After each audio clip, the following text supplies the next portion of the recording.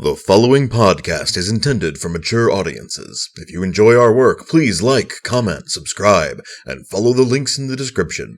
Thanks for your support, and enjoy.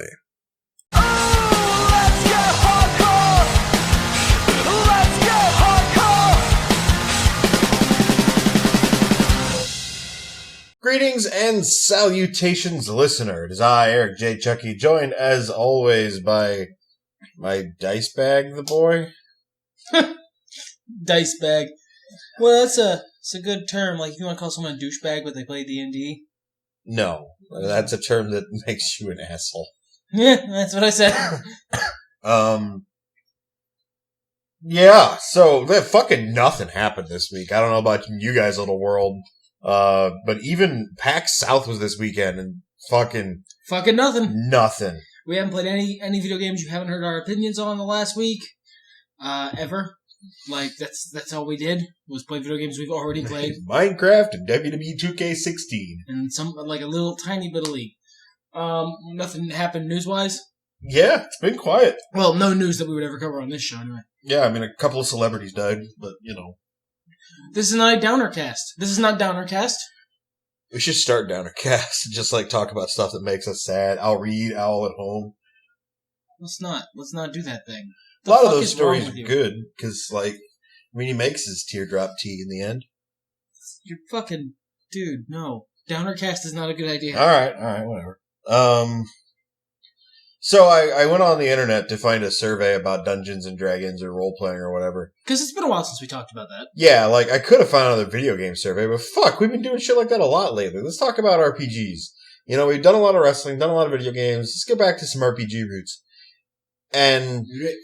I could tell you guys a story about how I went to about a friendly local gaming store I went to over the weekend.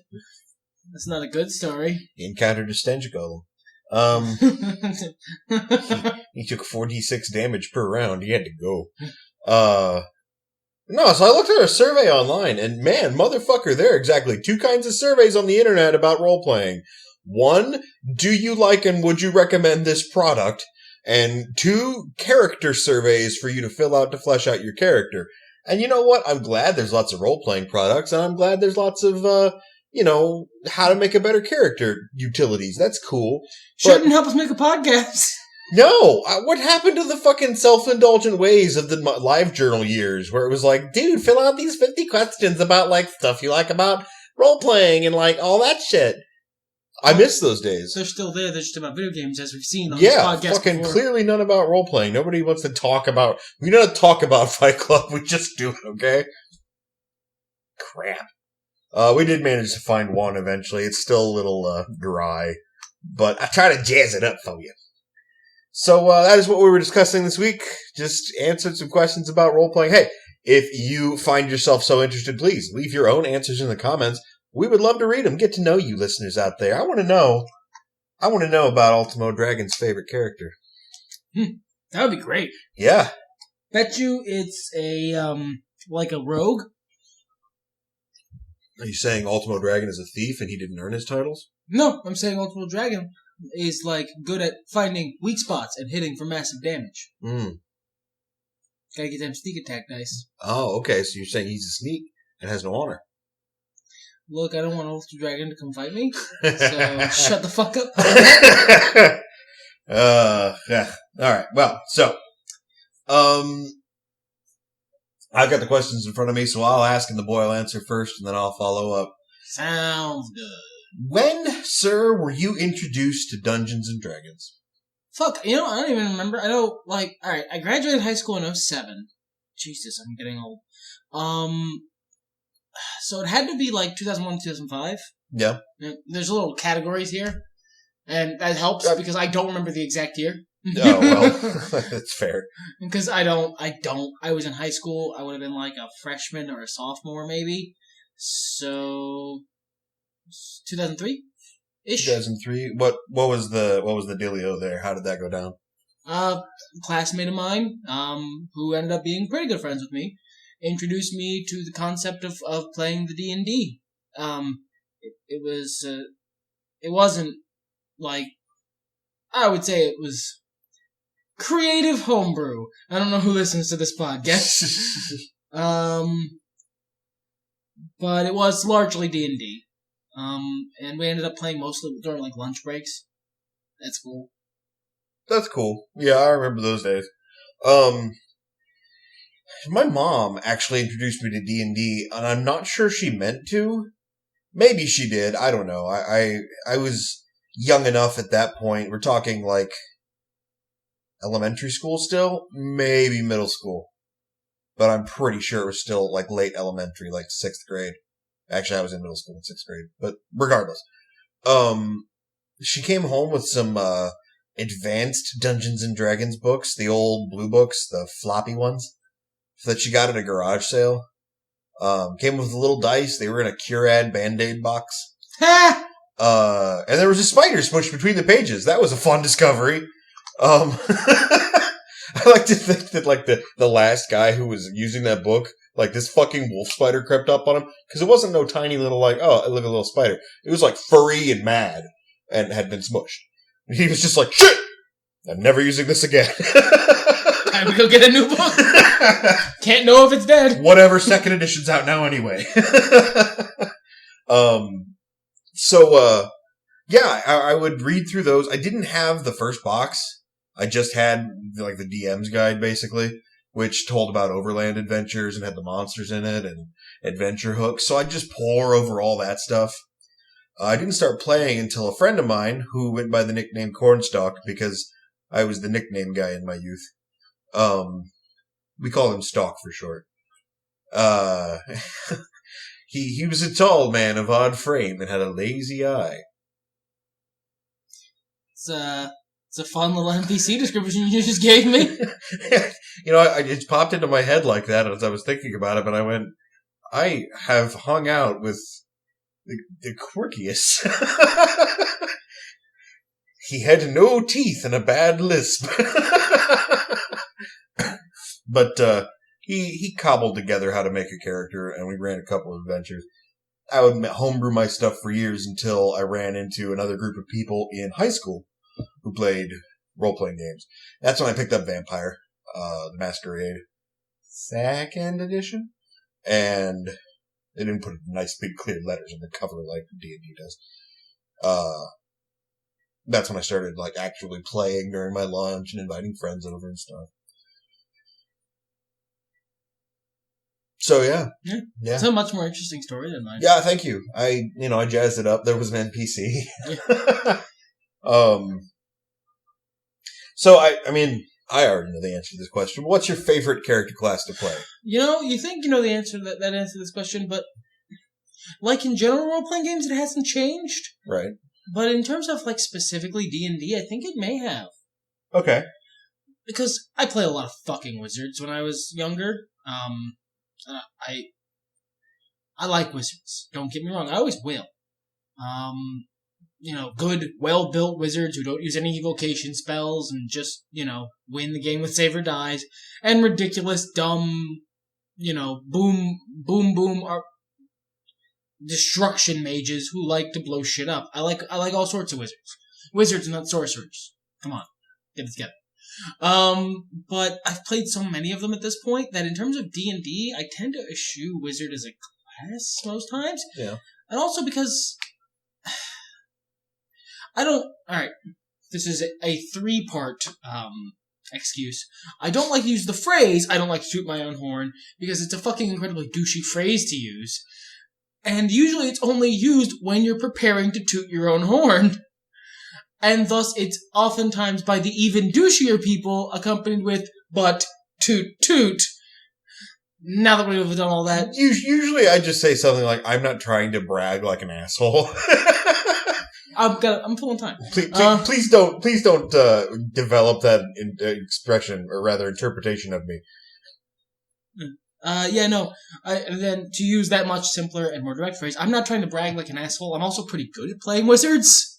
I think like a wizard in terms of D&D, so I'm good at finding creative uses for spells and optimal uses for, my abilities, and I'm good at strategizing.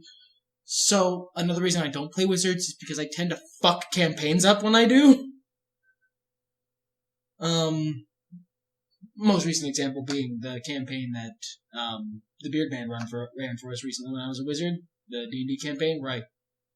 I cut down his prime, cool boss NPC. Oh, yeah. So I've actually preferred playing more, martial classes. Not because they're dumb, but just because it requires a different skill set. And Sure. I like exploring. I mean, there's playing to your strengths and there's challenging yourself. In non-D&D, though, still wizard. Because those wizards have different spells. All right, well, what then would you say is your second favorite class to play? Overall,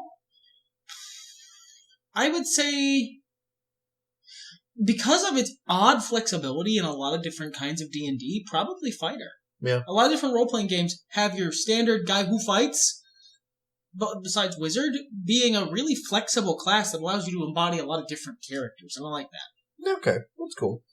I'm a man who likes flexibility in his role-playing games. A man who appreciates the classics. I'm still feeling a little rough in the throatal area, so excuse my coffee cuffs. But, I'm mostly over it. We're good. Yeah, it's same here. We're almost done. Next week, here's hoping. Should be Healthy Cast again. Maybe we can record some other stuff. My favorite class, I'm in a similar situation to you. I used to play rogues all the fucking time. But I don't really anymore. There's a long fucking story behind that. But it's not worth retelling. So moving on. Yeah, they fell out of favor for me. So, I don't really have a favorite class right now. I play whatever seems like a good idea at the time. I've been leaning a lot more toward your fighter barbarian slant than other stuff. Just because it's fun to go aggro and wreck shop. It's fun to be able to back up your claims and your boasts and your intimidations with, might and muscle. Yeah. And mighty thews. Without, accidentally leveling the building around you. Wizard has two settings, off and murder. Often maximum destruction. In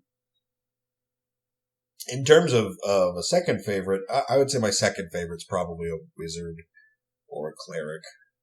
Some sort of, heavy spellcasting class. Since, way back in the day, pretty much since we met, I don't think I've ever gotten to play a cleric at any length. I've never played a monk. I've never played I take that back. For exactly one session, I played a white monk. W-I-G-H-T, like my name. He was built just because it was funny that his hands cause other things to become whites when he uses them as weapons, and he's a monk, so they're doing crazy damage. I clubbed a vampire to death with a garden gnome, and never played the character again. That's about where I'm sitting overall with cleric.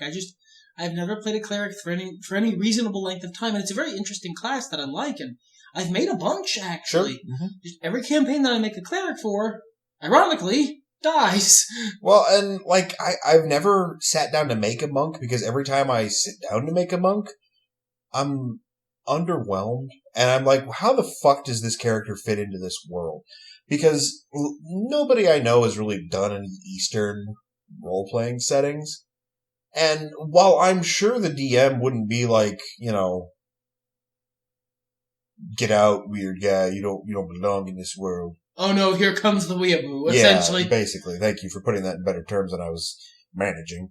That's not a fear of mine or anything. It's just I want my character to feel a part of things. And, if you lay your world out before me and it's fucking Westeros, I'm like, and where does my super ninja fit in here? Oh, well, he's a faceless man. It's fine. I mean, I guess, yeah. But every time I said, I also don't like playing humans, even though I end up playing humans.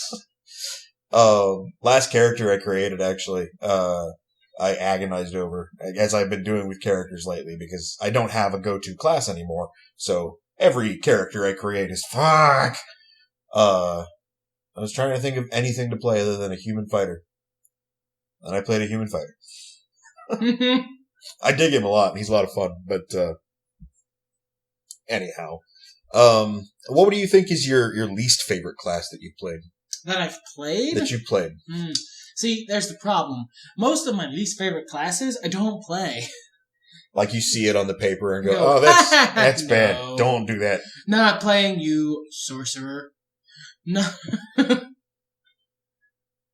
Is there anything that you played that just like was really underwhelming? It wasn't what you thought it was going to be? I can't really say as there was. Because I've always managed any campaign that's lasted long enough for me to get a good idea of the class, I would say. Mm-hmm. Lived up to the expectations I had for it, or I was able to adjust my expectations pretty easily based on what it was. Because actually, I'm trying to think, how many campaigns of, like, D&D have we had that I've played that have lasted a long time? There's only been a couple. Sure. And in most of them I was either playing a wizard or a monk. Yeah. Well, and I don't necessarily know that they need to last a long time for you to be like, oh, this class is bad. Well, it's the thing. They need to last more than a couple sessions. Okay. A lot of the campaigns we've played have been other role-playing game systems if they've lasted more than a couple sessions that I've played them. Sure. And, at the end of the day, a bunch of those guys were just fighters. Yeah. In one stripe or another. Modern fighters, but fighters. They do the thing, they have the weapon, they shoot the gun. I've been using League terminology when on my spreadsheet, because we all know how much I love spreadsheets, to describe how a fighter fight. And that allows for a bit more hardline flexibility and breadth of specificity. Allows for you to gather a better data set. That's the term you're looking for. Yeah. My brain just ain't doing the brain thing tonight. But yeah, no, I honestly can't say I have a least favorite class. I would say that every class besides Sorcerer has a good place in the world and a thing it's useful for. Look, I'm a dyed-in-the-wool wizard. I hate sorcerers. They're like our short bus cousin. I used to play sorcerers in 3rd edition. They're a different thing now. There's some cool stuff in there, but That's to be fair. In 5th edition, they are actually much cooler. I might play a 5th edition sorcerer. Because they've got cool bits and bobs. I don't like preparing my spell lists in advance, basically, is the long and short of why. Whereas I fucking love that. Yeah. That's really what it comes down to. I love the risk-reward of it. I love getting up a good base spell list of, this is a bunch of stuff that's very generally useful, and then, trading out, pieces, parts of a car, stuff that's, for better performance in this specific scenario. I don't have really satisfying. I don't have the kind of die rolls to back up doing that. I need to be able to go, fuck, and think on the fly. Whereas I do, so yeah. I do. I think my least favorite class routinely is the druid. I am always, no matter the situation, disappointed by what happens to my druids. I just think, too, you have this weird expectation of druid that isn't there. Yeah, every time I've gone into it and I'd be like, I'm going to play a druid and they're going to do this. And I get, another level or 2 levels into it and I'm like, oh, this is so not fucking what I thought it was. Which, you know how I avoid that? And I think part of the reason why I don't have that reaction? You don't play druids? Well, no, it's not that I don't play druids. I avoid that because I read the whole fucking class in depth before I make a character for it. Well, and I tend to. I just, there's a difference between me reading it, and I suppose that's something we've also been analyzing lately, is how we learn things. You learn by reading. That's how you absorb information. I learn by doing. So until I'm actually crunching the numbers and putting forward the mechanics, my brain doesn't go, you fool. Whereas mine goes, carry the 2. Okay, that's what this class is. Alright, cool. That's fine. It's useful for what? It's useful for X. If we need to make X, we'll use this. It's much easier. Back in the day, I used to make D&D classes and mechanics first. Because I basically just made wizards. So, it was easy. But... Well, you had the personality done already, let's be honest. I mean, yeah, me. Snarky douchebag with all-powerful magic. Me plus magic. Really optimal me. So... The me that me could be. The me that me would be. Seriously, I've said this before, I'll say it again. If any one of you has the ability to give me magic, let's talk. I'm very flexible on price. But, not anymore. Now I make characters, and then I like, I figure out something I want to play. Yeah. I want to play a this. I want to play a that.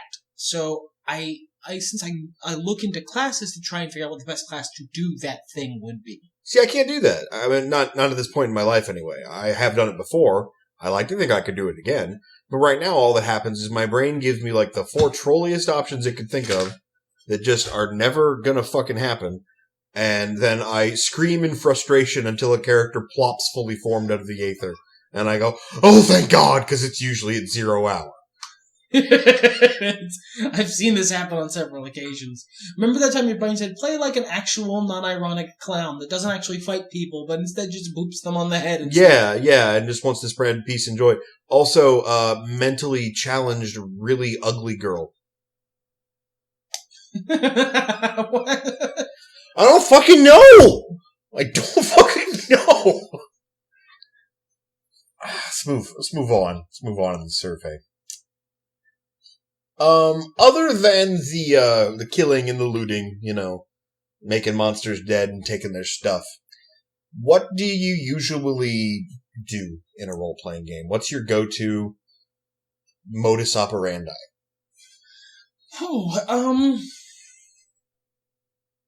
That's actually a weirdly, I would say vague question, but Sure. it's not really vague. It's just specifically referencing a vague thing, if that makes sense.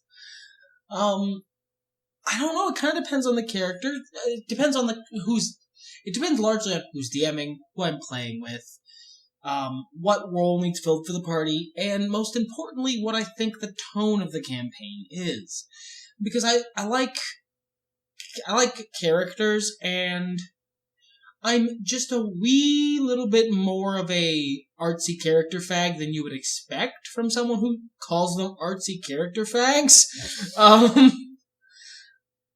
So it depends on the tone of the campaign. If the campaign's very light and fun, I'll just make somebody light and fun who's quirky and fun to play. If the campaign is more serious, I will probably try for something that has a good solid narrative arc to it. I like characters with good solid narrative arcs that can be played out really easily by me, and that's not everything. And can be played out without taking up too much of the campaign's time. Because I'm not the guy who likes to have the spotlight. I'm not the main character, as it were. I think you went way deeper than that question was asking, which I appreciate for the sake of the podcast. But if I were to answer that question for you, I'd say you tend to further your own devices, whatever pre-plot you've cooked up for your character, and there's a healthy degree of social interaction with bullshit. Explain the with bullshit. You tend to like to engage NPCs that don't matter. Really? Yes. I don't know this. No, of course not. I'm sure you don't think about, I'm gonna go do this. I'm gonna go find Shlomo the town drunk and just really get in good with him. Every campaign I've ever done with you, at least at one point, you find an NPC that doesn't fucking matter. Like the shop owner or the guy on the street selling hot dogs. One of these people, and you'll be like, all right, I am going to bond with this soul. You'll talk to the major NPCs as well. I genuinely have no fucking idea what you're talking about. All right, you remember the guy in the shop in my Final Fantasy IX campaign? I think his name was Ken. Kind of? The guy who ended up being my, wizard mentor or something? And, you ended up taking over his shop? Yeah. Yeah. You did that. I didn't do that. In that very, very brief D&D campaign we played, you and the innkeeper hit it off and started, laughing about one of the other party members who was being a tool bag. We did do that. I don't do this intentionally. Well, and it's funny. That's actually really interesting because I don't do this intentionally. No, I'm sure, but it's the opposite of what you do in real life, which is not fucking talk to anyone. But you banter with random ass NPCs, and you usually only pick 1 or 2 per campaign. If there's a dramatic geography shift, you'll pick up a new one. But so long as that old one is still available, you'll stick with it. That's very interesting. I genuinely had never noticed this pattern. It's something you do. Huh. The current campaign I'm DMing, which is not D&D, but your character has not done that with anyone, because everybody I've introduced has either been so temporary as to not matter, or like to not be able to matter, or major. And even then, I believe the last time you guys came back to town, you asked if the gate guard gave you any trouble. Yeah, I did. You did. How's old Guardy? How's old gate guard? I discovering stuff on the Two Nerds podcast. I literally had never noticed this pattern about myself. It is totally something you do. I think we move on, unless you want to answer it. Because I don't know that I have an answer for this one. Is there something you've observed that I do? Other than fuck campaigns royally? Yeah, other than fuck up my campaigns? Other than burn them to the ground? You tend to play... You don't have a type, so it's hard to say this, but you tend to play against type. That is to say, you tend to find something that is just off sync enough with what the rest of the party is heading for, tonally speaking and like personality-wise, that it makes for an interesting contrast. Sure, I would agree. Doesn't work. Yeah, that happens a lot. So it's one of the two. And when it's the first one, it works really, really well. So you keep doing it. That's just me as a person, though.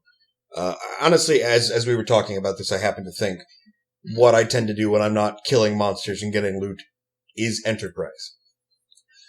Yeah, you make business ventures. You're a businessman. And not necessarily for the acquisition of gold, but just more as like this is a thing my character does. My character is busy. They don't just sit around with their thumbs up their ass thinking about stuff. They go and they do whatever it is they do to be a business man. They chop wood. They hunt down animals. They sell very illegal narcotics. They play the sitar. Just whatever it is that like you do the mini games in Fable games whenever anyone's not looking. It's I'm in Orgrimmar. I need to grind some mats out. Don't mind me. I'm just over here wringing my hands. Which is why that one campaign, that Dragon Age campaign where I was a dwarf, stuck out so hard for me, because I was merchant cast and I had Carta connections, so I was fucking like, he was business. Enterprise was the goal. He was the party leader, so like it was how things went in that campaign. It was fun. Yeah, we had a good time. Scrolling through stuff you don't like. Well, they're very like fact based. This is not a fun, fluffy survey. They're trying to collect hard data here. So it's stuff like, do you think you'll still be playing D&D in 5 years, 10 years, forever? Yes. You know? Have you made friends through Dungeons and Dragons? Yes. Hi. I'm sitting one. Yeah. I'm sitting next to one. I'm sitting one. Good job. Good job, yes, face. It's good. It's good. Good job, face. What do you say is... That's the end of the survey. Well, I mean, technically it got us almost a half an hour. We could probably bullshit through the rest of this. We talked about classes. What's your favorite race? D&D? Yep. It used to be human, I would say. Yeah. Purely mechanically. I like the flexibility. And humans. Honestly, for the first time, I agree with you in 5th edition. Because, like, before it was like, oh, you get a feat, and like, that's nice, but whatever. I don't need that extra feat to function. Feats come a dime a dozen. Now, they don't. No. You gotta give up. You gotta give up attribute progression to get those. That extra feat is, that's nice. But like, I like them purely for the flexibility. These days, I would probably say, I like dwarves. Yeah? Yeah. I notice you gravitating a lot toward dwarves. No matter how different they are through different settings or what have you. Just something, I like dwarves. It's a fluff thing more than, because, I mean, who the fuck uses stone cutting? I mean, really.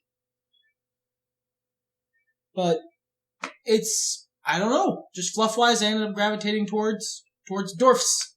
I guess because I'm not playing wizards, and because when I played wizards, it was in the older editions of D&D where dwarf wizard wasn't really a thing. Like, that was... Yeah.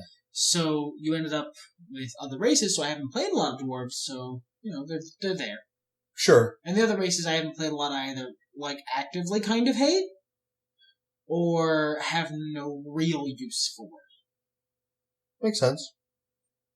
What about, like, a second favorite race? Would that be humans? Still humans, yeah. Just flexibility-wise. And in keeping with those questions, what is your least favorite race that you played?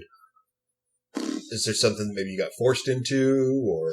You know, I would say not least favorite in that, it was bad, but least favorite in that it did the least for the character. It didn't inform the character nearly as much as it could have, and that may have been a fault. That may have been my fault, but I would say Gloaming. I played one of those very briefly. Bard, I believe it was. Yeah, I remember him. He was kind of like a male stripper. Yeah, he was kind of a male stripper guy. It just didn't inform him. He was just a guy. Yeah. I didn't catch the fluff of that at all. It didn't resonate, so it was just, he just had wings. Like, it wasn't interesting. You know what I mean? Right, sure. And that might have been, we were playing with kind of a new DM. So, you know, it might have just been them not going, oh, a Gloaming, how interesting. You have wings of gossamer, you are so beautiful, I am hearken to you, you know. Okay, sure. I mean, it might have been, you know, that, but I definitely can see where you're coming from. For me, favorite race, I don't know. I have a pet race. I don't know. It's not quite the same thing. I'm interested. Well, like, if it's my favorite race, it's kind of one of those things where I will always choose this if it's an option. You know what I mean? Yeah. Unless I'm just playing against type to play against type. That's not really the case. However, I am usually inclined to play gnolls above all of the other races. I don't know why. I mean, I like hyenas, but I like a lot of shit. I like owls, too. There's not an owl people race, first of all.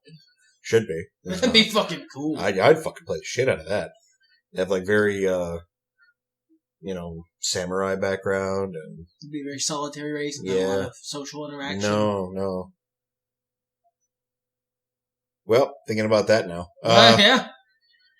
There's actually, there's a race in the cult world that's like that. I just can't go into much detail about them. But yeah, gnolls, more than anything, I've always been drawn toward. Don't know why. Huh. Just really like them. I think they're neat. I think they look neat. I think a lot of their physiology is interesting. And ironically, I hate the fluff people usually give them. They're usually like fucking savages, like maniacs, and you know, I use that fluff for them. Yeah, and not only eat people, but are cannibals as well, and hedonists. They're like scruffy landbrow. I use more like, at least the fluff I use for gnolls is the increased lawlessness that comes with having a society that has no central authority, like your average medieval society in D&D, where there isn't really a strong empire. That's why adventurers are a thing, and there's not a strong police force. Sure. When there's no central authority, that sort of strength, the increased lawlessness and immoral qualities that would come to like a biker gang in that way. Yeah, I mean, and I get it. I understand it. They also have kind of taken the place of what orcs were before the early 2000s. You know, back in the Tolkien days when orcs were fucking savage monstrosities that deserved death on sight. But now they're like the misunderstood savage. They're sparkly orcs now. Yeah, okay, if you want to put it that way. Not everybody runs them that way, of course, but so like gnolls have kind of stepped into that role where they're the savages. Yeah. And I've never quite understood why gnolls were that way. I guess because that's how it's written, but like hyenas aren't that way. So there's like this disconnect in my head. Hyenas are dicks. Things that aren't hyenas. Yeah, they are, but like Not quite in the same way that gnolls are.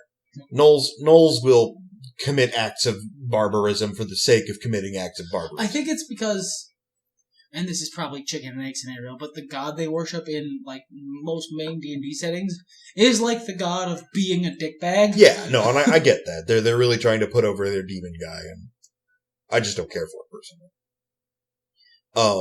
I like them being wild and, more barbaric than your... You like the fact that their alignment should probably include chaotic, not necessarily that their alignment should also include evil. Right. Well, that makes sense. You like playing them, so having them be automatically chaotic evil kind of makes that more difficult. Sure. But, that's kind of the point I was trying to make, is I don't like playing gnolls because there's some sort of, pass on being a dick for no reason. I like playing gnolls because of the aesthetics of them. They're really interesting to me. Second favorite race?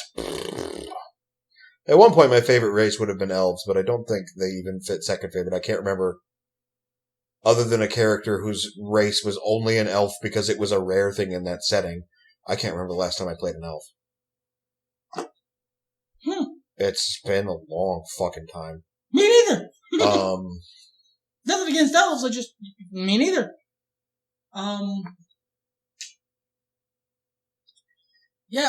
Question, least favorite race of the D&D races. Of the basic D&D races? I find humans really boring, but I play them a lot. So, I can't even... I'm not some sort of masochist, so I can't say that they're my least favorite race. Clearly they're not.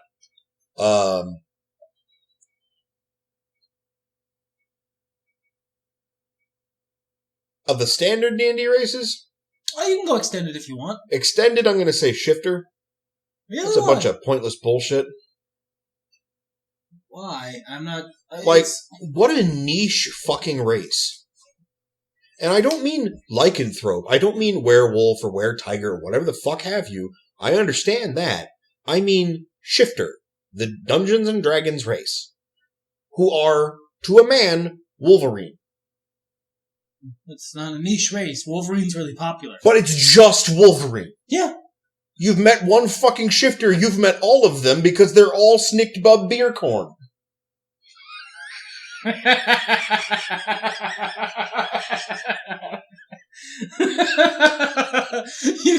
threw corn in there. That was a wild card. I know what you're referencing, but goddamn. I get why you would want to enable a player to play Wolverine, but what a direct goddamn path to take. It could also be Sabretooth. I suppose. You may pick one of two alignments, chaotic neutral or chaotic evil. Or you could be Dokken. The band? Or you Please say the band. You could be Laura. I don't want to be Laura. You could be any of the Snicked Bub Pantheon. Yeah. I bet you the chicks are Laura. I bet you the female shifters are Laura, not Snicked Bub. Snicked Bub is tiny and hairy and not very attractive, and I bet you people who play lady shifters like being attractive. I'm betting Laura Kinney, not Snicked Bub. I'm betting Lady Bub. Well, out of races that are more core that I've actually played,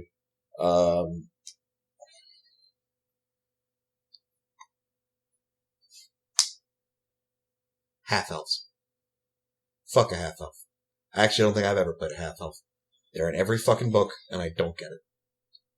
They were in 4th edition, and in 4th edition we had super elves. We had super elves, half-elves, and human. That's 4 fucking races. It's a sliding scale of how healthy you want your character to be. I don't think we need a sliding scale. Clearly we do. Once we set up elves, and then, what the fuck were they called? The Illuminati? I forget. Eladrin, that was Eldar. it. Basically. Once we set up Eladrin and elves, half-elves, from a mechanical standpoint, don't need to fucking be there anymore. Put them in an errata book. I don't give a shit. I wasn't mad that shifters existed because they were in fucking book 2 with minotaurs and gemsonas. But fucking core book? Jesus fuck, dude. You got mad jokes tonight. There's no need for that shit. The fucking half-orcs were in a separate book. While we're at it, I don't know why they have to be half orcs. Look, they just go whole hog. It's an orc. Yeah, that's what I do. It's an orc. You're playing an orc. Why do you have to be a pussy about it? I think the idea is that orcs are still too wild and evil and crazy guys. I mean, like, on paper, but nobody fucking listens to that, except for the groggiest of nards. Nobody in your player group does. And my personal experience is the bar for the status quo in the world, if the internet has taught me anything. Anecdotal evidence trumps statistics, of course, you're right. But, yeah, no, I think the idea is that half-orcs are caught between two worlds in the same way half-elves are, but they're two different worlds. They're the two different sides of that same And to coin. that end, like, half-orcs make way more fucking sense than half-elves. I don't know that that's true. Like, I understand why half-elves started. I don't know why we still have them. Well, because, like, if you think about a lot of D&D settings, elves are still fairly separate from the main population. They still keep fairly much to themselves, and they're still usually fairly isolationist. Alright, so why don't we have half-dwarves? I'm not sure, but I'm... Because they exist. I fucking remember 3rd edition stats for them. You could accidentally have a retarded half-dwarf. That was bad. I'm pretty sure, I'm guessing, rather, it's simple. Half-orc, half-elf. Two different sides of the same sort of coin. Caught between two worlds, caught between two different halves of their personality. The more cultured and refined half, and then the more wild and free half. It's just the different extremes of those two poles. So, but they appeal to different demographics. See, this is where I don't quite get what demographic the half-elves are there for. Because this seems like a race exclusively existing to create Draco Malfoy or Seth Rollins. Well, Draco Malfoy and Draco Malfoy of wrestling are a popular character archetype. It's just like, I want to be... Who sits down... Like, and I don't mean out of those people who are reaching and trying to find something new to play. I mean, who, upon their 3rd time playing D&D, sits down, enough for this to be in the core book, and goes, alright, I want somebody who's really cool around most people, but around one specific sect of people, he's a fucking loser. Like, I get half-orcs in that humans don't like you because you're too orky. Orcs don't like you because you're too human. You're kind of fucked. So you throw on your Linkin Park, you put in your headphones, and you cry about your life. No. See, that's where you're mistaking who half-orcs are meant to appeal to, and so that's more because of half-elves. In a lot of D&D settings, elves don't like you because you're not an elf. It's cute, you little weird, but you're not an elf. Right. A lot of settings elves have weird Nazi overtones. Yes. Humans don't like you because what? You think you're fucking special? You think you're fucking elf? Fuck you. How about fuck you? You think you're all high and mighty. I guess. That's where you want to be angsty. Okay? Half orcs largely appeal more towards your bluff, guys who would play half orcs mechanically sort of thing. The people who want to be big and strong and, boisterous. And it allows them to... Humans mistrust you because it's clearly a monster. Look at it, it's got tusks and it's clearly a monster. It's for shoot. So that allows you to either win them over by being big and winning and boisterous, or it allows you to, be confrontational and get your swole on and intimidating. It allows you to be the big strong alpha as opposed to half elves who are fucking crawling in my robes, these wounds require elixir. Yeah, I guess I just don't play in a lot of campaigns where everyone's a racist for some reason. Like, and to put a bit of a less fine point on it, I don't like playing in a lot of campaigns where shit I have to deal with in my everyday life that depresses me is put on the forefront. Like, guess what? You guys are fighting for equality now in a gray area.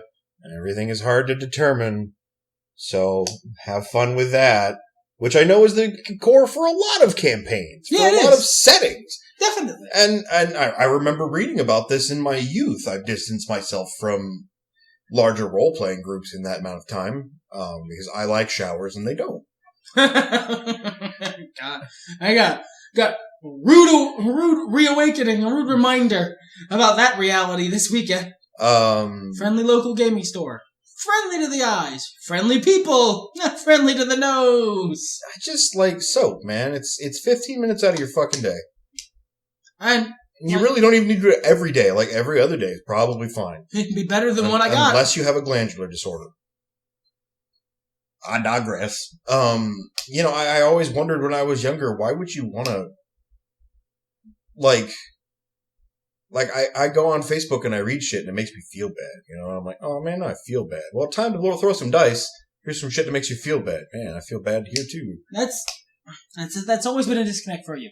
You don't appreciate the cathartic nature of sadness in a controlled context.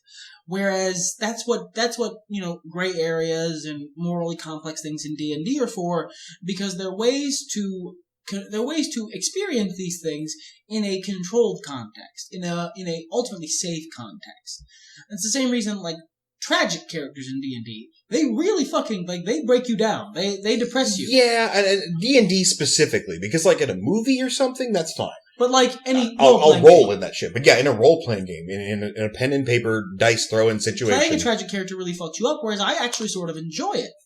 It's about the opportunity to have that experience in a way that ultimately, in the same way that, it's the emotional version of someone who says, I don't get why people play D&D, you could just go be a cop. You could just go fight bad guys in real life. Right, I don't want to fight bad guys in real life. I want to explore the narrative possibility of what it would be like to fight bad guys within a safe context and also a fun context, not one that is emotionally and possibly physically draining. All right, and to that extent, I think the situation here, I just combined situation and scenario, call me Herman fucking card game. Scenario. Is that it's like, well, why don't you go be a cop? Okay, well, but every time I miss an attack and hit myself at the D&D table, my DM pulls out a gun and shoots at me. And sometimes he hits. I might get shot if I don't do well at D&D. Why do I play D&D? I have such an emotional investment in my characters because I'm playing through their shoes that it brings me down. Blackleaf, no. Yeah, Blackleaf, no. It's one thing. It's one thing if my character dies. It's one thing if a bad thing happens. That's fine. Like I've made my peace with that. But like if I have stepped into this game that I don't even necessarily do for escapism, if I step into this game and I'm dealing with like heavy ass shit, it's just exhausting. It's draining and sad. And like, I can understand that, we're moving toward a better ending. This is your opportunity to see those same social injustices in a situation where you have the power to overcome them. But, set right them. Yeah, but the session ends and like, it's seeing a wrong thing and having the opportunity to actually be Captain America about it. Yeah. And plant your feet by the river of truth until the whole world know you move, and then it has to. Maybe I don't play Captain America. Maybe that's my problem. Maybe I play a little too much, You're a little Bruce Wayne, not enough Steve Rogers. Bruce Wayne, yeah. Bruce Wayne who sits in his fucking house being sad about stuff. I think maybe that's the problem. A little too Bruce Wayne, not enough Steve Rogers. Because, and on the other end of that, I've seen a lot of suffering in your fantasy campaign that's on indefinite hiatus. I was too spooky a DM for them. They're scared. It got scared. It got scared. I got scared. I thought we might lose, and like there was so much riding on it. We had like it's simultaneously the most frustrating thing in the universe and the biggest fucking compliment I could ever get as a DM. Well, it's like we had so much. You know how you gotta fuck up a room, like before you clean it, get it good and fucked up. We did that to Europe and most of Africa. So.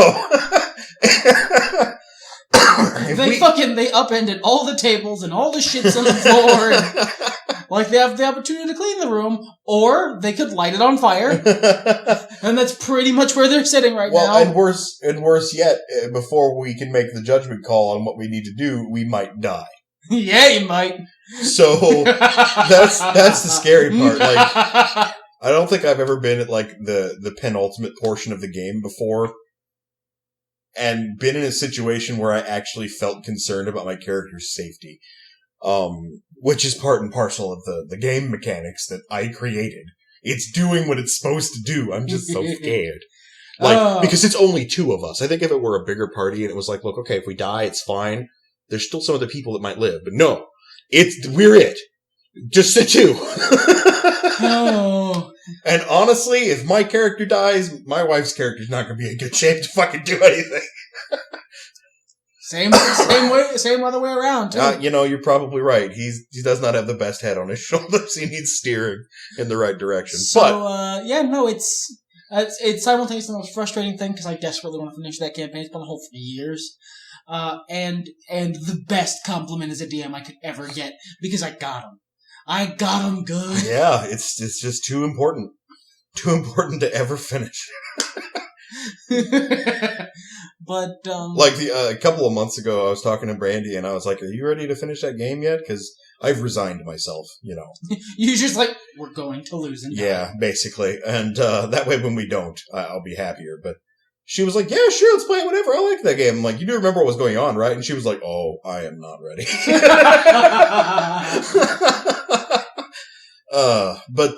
There, we saw a lot of wrong things, and I made those wrong things right. We made those wrong things right. Because I was playing the Punisher. Yeah, you were playing... yeah, that's really accurate. Not quite the same backstory, but maybe the Incredible Hulk is a bit better. I'm all walking into the distance. Sad Hulk music plays. He's brown, not green, but whatever.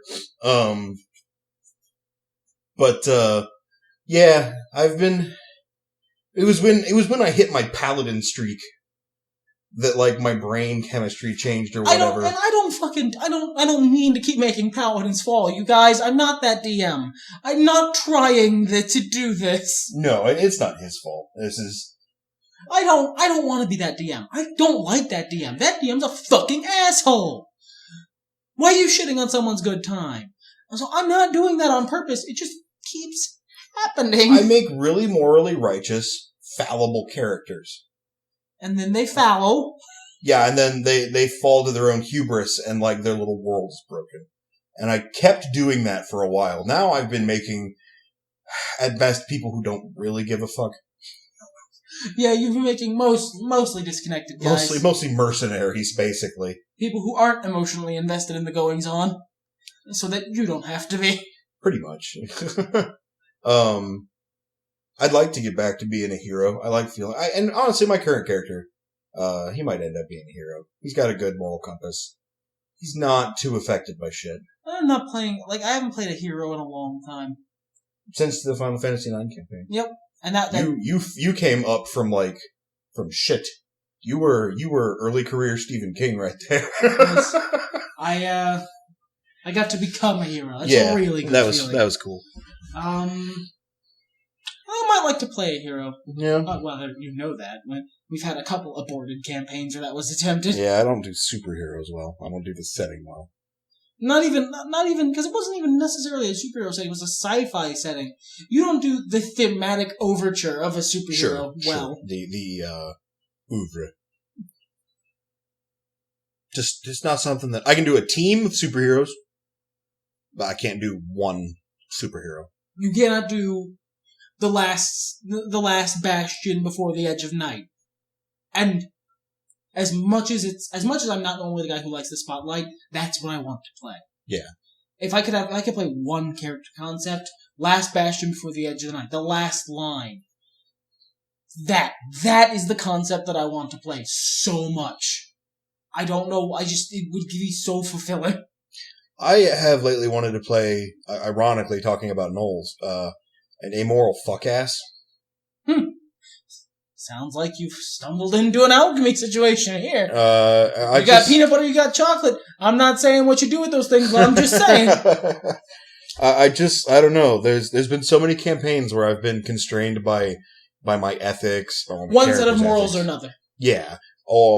Be they mine or someone else's. I just want to play a character who just doesn't give a fuck. Like, this man has wronged me, then I shall cut him down. What if the authorities come? I will cut them down too, until one of us doesn't seem to be winning anymore, and then, well, we'll make things happen. I have you not want to play played... a murder hobo? Yeah, like a real live fucking murder hobo. A no fucks given, like, king of the biker gang murder hobo. Because, I mean, even Maul, who is basically the king of a biker gang, Yeah, he is. he's a real nice king of a biker gang. He's like the younger guy on Sons of Anarchy, and ironically not Ron Perlman. Where's Ron Perlman's the guy you want to play? Like, but worse. So you want to play tough Walter White? Yeah, Walter White's probably a lot closer. Probably less of a dick for no reason. Just infinity greed and self-serving nature bound up in severe narcissism and utter willingness to do whatever is necessary to get not even necessarily what you want, but to get what you feel you deserve. Yeah. I would even settle for Hancock. So really just a dick. Yeah, someone who is just perfectly fine with knifing somebody over nothing, but means well.